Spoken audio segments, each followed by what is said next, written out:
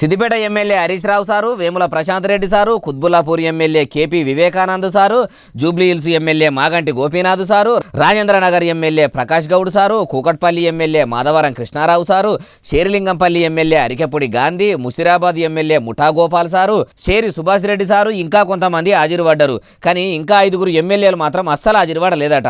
వాళ్ళు కూడా రేపో మాపో కారుకు కాలిచ్చి శైల చేతులు ఏసేటట్టే ఉండరట. బీఆర్ఎస్ తరపున మొత్తం 39 మంది ఎమ్మెల్యేలు గెలిస్తే కంటోన్మెంట్ సీటు లాస్యానందిత చచ్చిపోవడు తొనిపోయింది. ఇక 38 సీట్లకు 5 ఆల్రెడీ కాంగ్రెస్ లో చేరిరట. ఇక మిగిలింది 33 మంది. అందులో Uppal MLA Bandaru Laxma Reddy sir, Amberpet MLA Kale Venkatesh sir, L B Nagar MLA Sudheer Reddy sir, Malkajgiri MLA Marri Rajasekhar Reddy sir, Patancheru MLA Gudem Mahipal Reddy sir. ఈ 5 కేసీఆర్ సార్కు దూరమే ఉంటుర్రట. గూడెం మైపాల్ రెడ్డి సారు ఢిల్లీలో ఉండు, దానం నాగేందర్ సారు ఈ నడమ చెప్పినట్టు వాళ్ళు కూడా కాంగ్రెస్ తీర్థం కడపార దాగినట్టే ఉన్నారా ఎట్లా అనుకుంటురు.